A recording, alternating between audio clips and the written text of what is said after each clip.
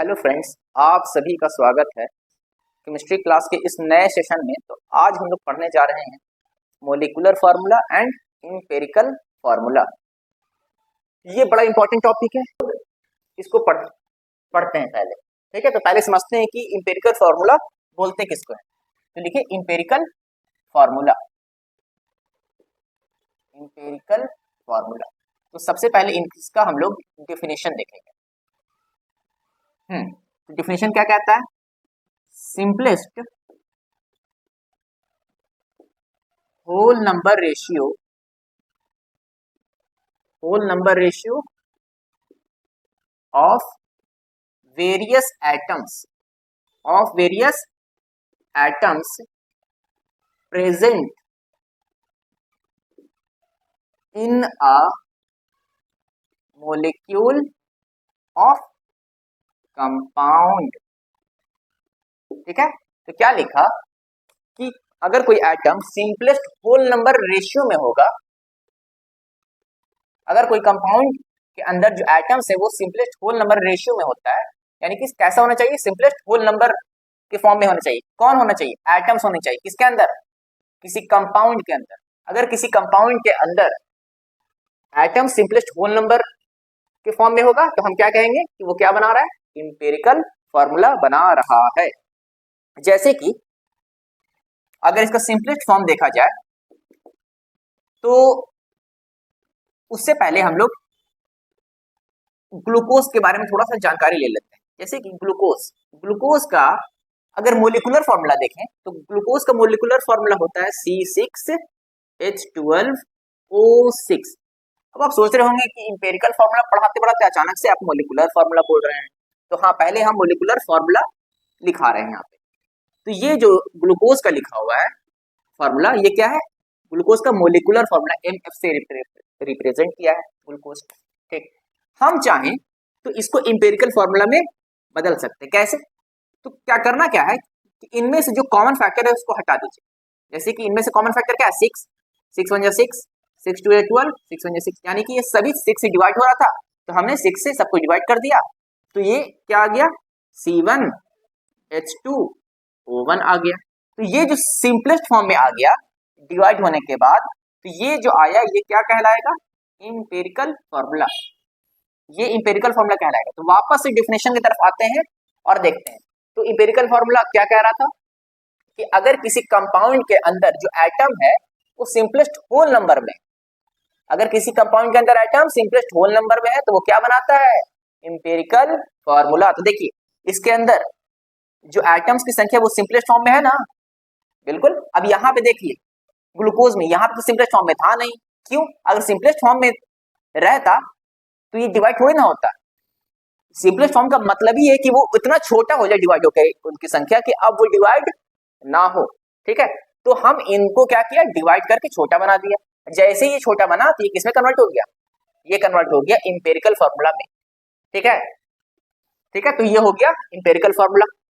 अब हम थोड़ा सा दूसरे तरफ देखेंगे मोलिकुलर फार्मूला। तो जब एक बार वो देख लेंगे तो ये थोड़ा ज्यादा इसमें क्लैरिटी आ जाएगा। देखिए मोलिकुलर फार्मूला, अभी हो सकता है कि समझ में ना भी आए, लेकिन बिल्कुल धैर्य बनाए रखना है। जैसे ही ये चीज लिखेंगे और दोनों को कंपेयर करेंगे तो ये और ये, यानी कि एम्पिरिकल फार्मूला और मोलिकुलर फार्मूला दोनों क्लियरली समझ में आने लगेगा। तो देखिए मोलिकुलर फार्मूला का डेफिनेशन लिखते हैं। Exact number of atoms, exact number of atoms present in a compound is called molecular formula. जब किसी कंपाउंड के अंदर एटम्स एग्जैक्ट नंबर में प्रेजेंट होगा तो वो क्या बनाएगा? Molecular formula. जैसे कि हम ग्लूकोज ही लेके चल रहे हैं जो इस साइड लिखा है, सेम चीज यहां पे हम लिख रहे हैं। ग्लूकोज का केमिकल फार्मूला क्या होता है? C6H12O6 केमिकल फार्मूला, जिसको कई बार हम लोग मोलिकुलर फार्मूला भी बोल ही देते हैं।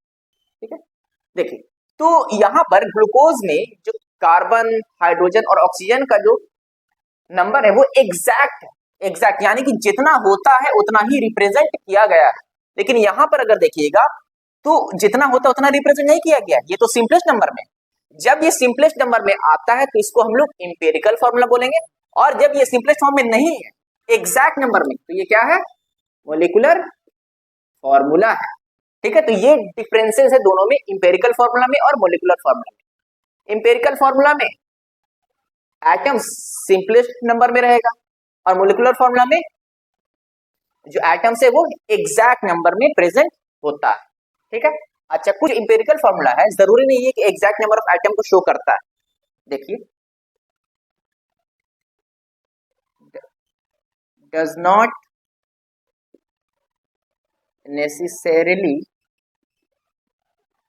Show exact number of atoms. ये क्या लिखा, ये लिखा हमने कि जरूरी नहीं है कि एटम्स की संख्या बिल्कुल एग्जैक्ट नंबर में ही शो करता हो, है ना, एग्जैक्ट नंबर में ही शो करता हो। जैसे कि यहाँ पे मोलिकुलर फॉर्मूला क्या है कि एग्जैक्ट नंबर में शो कर रहा है, यहाँ पे क्या एग्जैक्ट नंबर में शो कर रहा है, नहीं शो कर रहा है। तो जरूरी नहीं है कि शो करे, हो सकता है कि शो करे भी। तो इसीलिए यहाँ पे ऐसा शब्द लिखा है कि हो सकता है शो करे और जरूरी नहीं कि करे भी नहीं। जैसे कि यहाँ पर देख रहे हैं कि जो एग्जैक्ट नंबर था वो कहाँ रिप्रेजेंट हो रहा है, बोलो इंपेरिकल फॉर्मूला में एग्जैक्ट नंबर में नहीं है। एग्जैक्ट नंबर तो ये ना हुआ, ये तो सिंपलेस्ट फॉर्म में हुआ। लेकिन कुछ ऐसा कंपाउंड है जो कि मोलिकुलर फॉर्मूला में जैसा रिप्रेजेंटेशन होता है इंपेरिकल फॉर्मूला में भी सेम उसको वैसे ही रिप्रेजेंट किया जाता है। जैसे कि वाटर, जब वाटर में आप देखिएगा तो ये मालूम चलेगा कि वाटर का मोलिकुलर फॉर्मूला क्या होता है, H2O। ये तो आप हर कोई जानते हैं, वाटर का मोलिकुलर फॉर्मूला H2O होता है। लेकिन जब इस वाटर को हम इंपेरिकल फॉर्मूला बदलना चाहेंगे तो हमको करना क्या होगा, इसके कॉमन फैक्टर को डिवाइड करना होगा। हालांकि ये देखा जाए तो इनका कॉमन फैक्टर तो 1 है, जब 1 से डिवाइड कीजिएगा तो ये डिवाइड हो करके सेम वैसा ही आ जाएगा। जैसे कि मान लीजिए 1 से अगर डिवाइड किए, मान लेते हैं इसलिए यहाँ पे 2 आइटम है, यहाँ पे 1 आइटम है, इसको 1 से डिवाइड कीजिएगा तो 2, इसको 1 से डिवाइड कीजिएगा फिर 1, कोई फर्क नहीं पड़ेगा। यानी कि इसको हम चेंज नहीं कर सकते हैं। इसका मतलब ये हुआ कि कुछ ऐसे भी कंपाउंड है जो जिनका मोलिकुलर फॉर्मूला और इंपेरिकल फॉर्मूला सेम होता है और वो एग्जैक्ट नंबर में भी शो करता है। अब देख रहे हैं यहाँ पे इंपेरिकल फॉर्मूला में एटम्स एग्जैक्ट नंबर शो कर रहा है ना। तो ये कुछ एक्सेप्शनल ऐसा केस है जहां पे empirical formula exact number of atom को शो करता है, लेकिन ज्यादातर मामलों में ये शो नहीं करता है। अब हम लोग इंपेरिकल फॉर्मूला और मोलिकुलर फॉर्मूला में एक रिलेशन देखेंगे, तो इसको इरेज कर लेते हैं और हम लोग देखेंगे इंपेरिकल फॉर्मूला और मोलिकुलर फॉर्मूला में क्या रिलेशन। इंपेरिकल फॉर्मूला और मोलिकुलर फॉर्मूला में रिलेशन अब देखना है, इसको इरेज कर दिया जाए। तो लिखिए relationship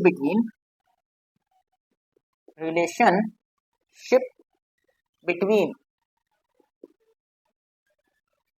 empirical formula and molecular formula. ठीक है, तो देखिए नॉर्मली इंपेरिकल फॉर्मूला और मोलिकुलर फॉर्मूला में जो रिलेशनशिप होता है वो इस तरीके से होता है। तो मोलिकुलर फॉर्मूला इक्वल होता है n इंटू इंपेरिकल फॉर्मूला। ये पहले लिख लीजिए, अब इसको समझेंगे। ये MF से हो गया मोलिकुलर फॉर्मूला, EF से हो गया इंपेरिकल फॉर्मूला। ये जो n है ना, ये वही कॉमन फैक्टर है जिसको हम लोग मोलिकुलर फॉर्मूला में से हटा दिया करते थे। अगर मोलिकुलर फॉर्मूला में से जो कॉमन फैक्टर को हम हटा दिया करते थे, वापस से अगर उस कॉमन फैक्टर को इंपेरिकल फॉर्मूला में लगा दें तो इंपेरिकल फॉर्मूला वापस से मोलिकुलर फॉर्मूला बन जाएगा।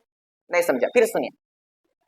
हम जो भी मोलिकुलर फॉर्मूला में से कॉमन फैक्टर को हटा देते थे, अगर उस कॉमन फैक्टर को वापस से हम लगा दें तो हम कह सकते हैं कि इंपेरिकल फॉर्मूला को वापस से हम मोलिकुलर फॉर्मूला में बदल सकते हैं। देखिए एग्जांपल, जैसे कि ग्लूकोज के लिए हम क्या किया था, ग्लूकोज का हम पहले मोलिकुलर फॉर्मूला लिया था C6H12O6 लिया था, है ना। हमने क्या किया था, इसमें इनके कॉमन फैक्टर जिसको 6 बोलते हैं वो हटा दिया था, तो ये C1H2O1 बन गया था। यानी कि कॉमन फैक्टर क्या था, यानी कि n का वैल्यू क्या था 6, इसी को हमने हटा दिया था तो ये बन गया था C1H2O1 बन गया था।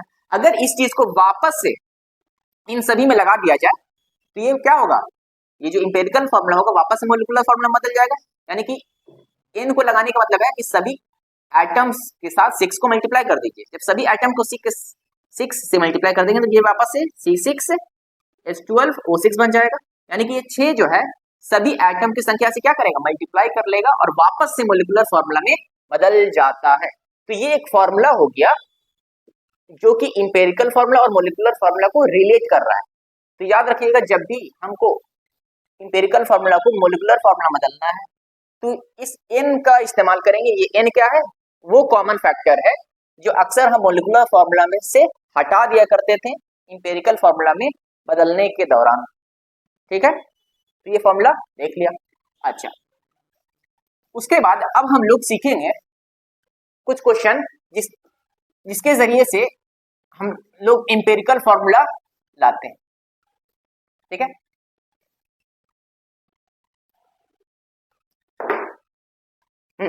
अब हम लोग कुछ क्वेश्चन देख लेते हैं और उसके जरिए से हम लोग ये सीखेंगे कि इंपेरिकल फॉर्मूला में कैसे बदला जाता है या मॉलिक्यूलर फॉर्मूला में कैसे बदला जाता है। तो क्वेश्चन है, क्वेश्चन लिखिए, कंपाउंड कंटेन 4.07% हाइड्रोजन। कोई कंपाउंड इसमें 4.07% क्या है, हाइड्रोजन है। ठीक है, 24.27% कार्बन है एंड 71.65% हाइड्रोजन है। ठीक है, यानी कि कंपाउंड में अलग अलग एटम्स का कंपोजिशन दिया हुआ है कि हाइड्रोजन 4.07 है, कार्बन 24.27 है और हाइड्रोजन, ओहो हाइड्रोजन दोबारा लिखा गया, हाइड्रोजन नहीं, यहाँ पे क्लोरीन होगा, क्लोरीन 71.65% है। ठीक, अच्छा, its molar mass is 98.96 gram. तो बोलता है what are its empirical formula and molecular formula. ठीक है, देखिए ये क्वेश्चन है।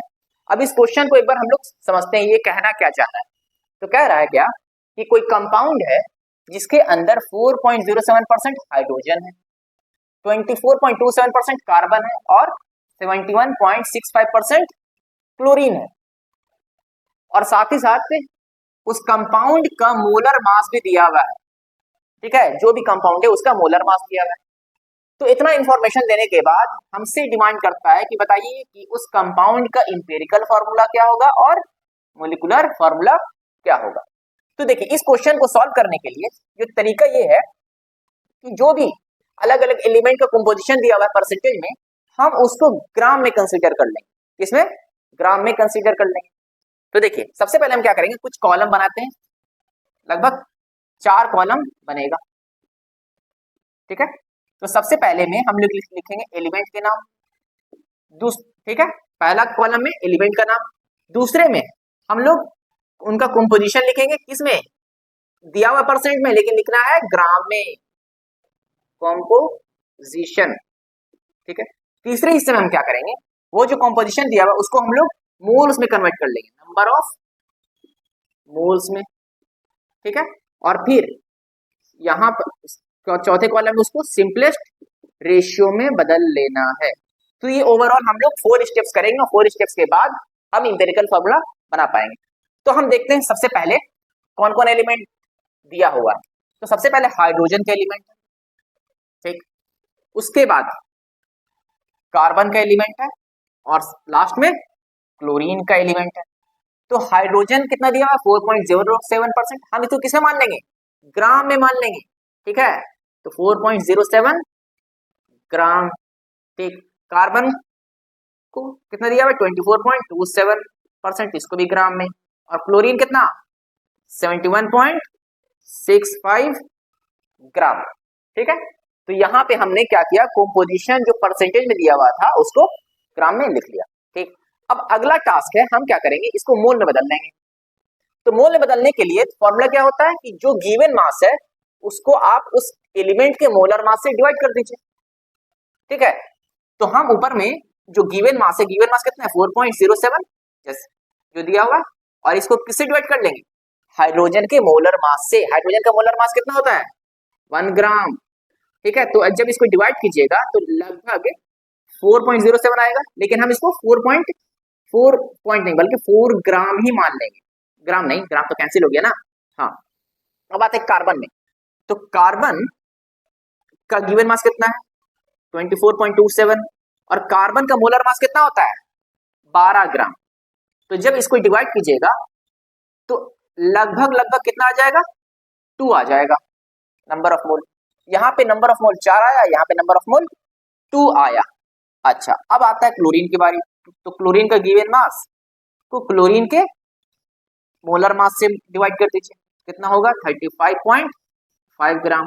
तो कितना आ रहा है ये लगभग देखिए तो 2 है, तो ये 2 आ रहा है। तो हमने क्या किया थर्ड स्टेप में कि सभी के गिवन मास को मोलर नंबर ऑफ मोल्स में कन्वर्ट कर लिया। तो हाइड्रोजन निकल गया 4 मोल, कार्बन निकल गया 2 मोल, और क्लोरीन निकल गया 2 मोल। अब अगला टास्क क्या है कि ये जो नंबर ऑफ मोल्स है, इन मोल्स में से जो स्मॉलेस्ट वैल्यू है उनसे सभी को डिवाइड कर दीजिए। फिर सुनिएगा, हमने क्या बोला कि इनमें जो नंबर ऑफ मोल्स निकल के आया है, इन नंबर ऑफ मोल्स में से जो सबसे छोटा वैल्यू है उस छोटे वैल्यू से सभी को क्या कर देना है, डिवाइड कर देना है। यानी कि हम क्या करेंगे, सबसे देख रहे हैं कि सबसे छोटा वैल्यू क्या है 2 है। ठीक है, तो यहाँ पे क्या करेंगे 4 से 2 को डिवाइड कर देंगे, 2 आ गया। और यहाँ पे 2 है, फिर 2 को 2 से ही डिवाइड कर देंगे, 1 आ गया। और इस 2 को भी 2 से डिवाइड कर देंगे तो 1 आ गया। तो हमने क्या किया इसमें कि इन मोल्स में से जो सबसे छोटा वैल्यू था उससे सभी के मोल्स को डिवाइड कर दिया। तो जब डिवाइड कर दिया तो हाइड्रोजन, कार्बन और क्लोरीन का रेशियो क्या गया 2:1:1। तो हम यहाँ पर लिख सकते हैं, क्या लिख सकते हैं कि इंपेरिकल फॉर्मूला क्या बन गया, एक मिनट, H2H2C1Cl1 H2C1Cl1। तो ये जो आया ये इंपेरिकल फॉर्मूला आ गया। तो इंपेरिकल फॉर्मूला हमको निकालना था, तो पहला टास्क तो कंप्लीट कर लिया हमने, इंपेरिकल फॉर्मूला निकाल करके। तो इस प्रोसेस को फॉलो किया और इंपेरिकल फॉर्मूला आ गया। ठीक, अब बात आता है कि मोलिकुलर फॉर्मूला निकालना है। तो मोलिकुलर फॉर्मूला कैसे निकालें, देखिए। तो मोलिकुलर फॉर्मूला निकालने के लिए हम क्या करेंगे, इस इंपेरिकल फॉर्मूला को मास में कन्वर्ट कर लेंगे, मोलर मास में। ठीक है, तो इनका हम लोग मोलर मास निकालते हैं। तो नाउ क्या निकालते हैं, molar mass of empirical formula. तो जैसा कि देखते हैं कि हाइड्रोजन का आइटम कितना है 2, और हाइड्रोजन का मोलर मास कितना होता है 1 होता है, 1 ग्राम। ठीक, कार्बन का आइटम कितना 1, हाइड्रोजन का मोलर मास कितना होता है 12 ग्राम। फिर क्लोरीन का आइटम कितना है 1, और क्लोरीन का मोलर मास 35.5 ग्राम होता है। हम इन सबको कैलकुलेट कर लेते हैं, 2 1 2, 12 1 12, और 35.5 को 1 से मल्टीप्लाई करेंगे तो 35.5 हो जाएगा। अब इन सबको जोड़ दीजिए, जब जोड़िएगा तो कितना आ रहा है 49 आ रहा है ना, हाँ ठीक है, 5 2 7 2 9, हाँ 49.5 ग्राम आ रहा है। तो ये मोलर मास निकल गया किसका, इंपेरिकल फॉर्मूला का। अब क्या करेंगे, हमने थोड़ी देर पहले एक रिलेशनशिप लिखा था। रिलेशनशिप क्या लिखा था कि मोलर फॉर्मूला यानी कि molecular formula equal to n into empirical formula. तो इसी चीज को हम एक दूसरे ढंग से अप्लाई कर देंगे। हम क्या लिख देंगे, ऊपर में लिखेंगे मोलिकुलर फॉर्मूला और नीचे में इंपेरिकल फॉर्मूला। हालांकि यहाँ पे हम लोग क्या करेंगे, मोलिकुलर फॉर्मूला का मास लिखेंगे और इंपेरिकल फॉर्मूला का मास लिखेंगे। जब मोलिकुलर फॉर्मूला के मास को इंपेरिकल फॉर्मूला के मास से डिवाइड किया जाएगा तो हमको मिल जाएगा क्या चीज, वो फैक्टर मिल जाएगा जो मोलिकुलर फॉर्मूले में बदलने में हेल्प करेगा। तो हम क्या करेंगे, ये जो मोलर मास दिया हुआ है किसका, कंपाउंड का, कितना 98.96 और इंपेरिकल फॉर्मूला हमने क्या निकाला था 49.5। तो जब इनको आपस में डिवाइड कीजिएगा तो n का वैल्यू आएगा और देखिए गौर से, तो ये लगभग लगभग 2 के बराबर है। तो हम कह सकते हैं कि n का वैल्यू कितना आ गया, 2 आ गया। तो ये n का वैल्यू 2 निकल गया, यानी कि हमने क्या निकाल लिया, कॉमन फैक्टर निकाल लिया। अब जैसे ही हमने कॉमन फैक्टर निकाला तो अब हम क्या करेंगे, इस कॉमन फैक्टर को इंपेरिकल फॉर्मूला में मल्टीप्लाई करेंगे और हमको मोलिकुलर फॉर्मूला मिल जाएगा। तो चलिए अब लास्ट टास्क पूरा करते हैं। यहाँ स्पेस नहीं है इसलिए पहले मिटा लिया जाए।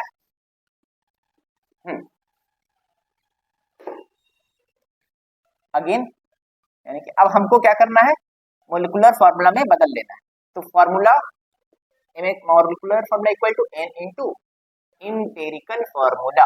तो n का वैल्यू क्या है 2, इंपेरिकल फॉर्मूला क्या आया था H2C1Cl1। अब इनको मल्टीप्लाई कीजिए, ये सभी के आइटम से मल्टीप्लाई हो जाएगा तो क्या बनेगा C4C2Cl2। तो ये जो आया ये मेरे लिए क्या हो गया, मोलिकुलर फॉर्मूला हो गया। तो हम देखा हमने क्या किया, तो जो भी कॉम्पोजिशन दिया हुआ था एलिमेंट्स का, हमने सबसे पहले क्या किया, हमने सबसे पहले एलिमेंट का नाम लिखा, फिर उनके परसेंटेज वाले कॉम्पोजिशन को ग्राम में कन्वर्ट कर लिया, ठीक। फिर तीसरा टास्क क्या किया कि उनके कॉम्पोजिशन को जो ग्राम में हम लिखा था उसको हम नंबर ऑफ मोल्स में बदल लिया।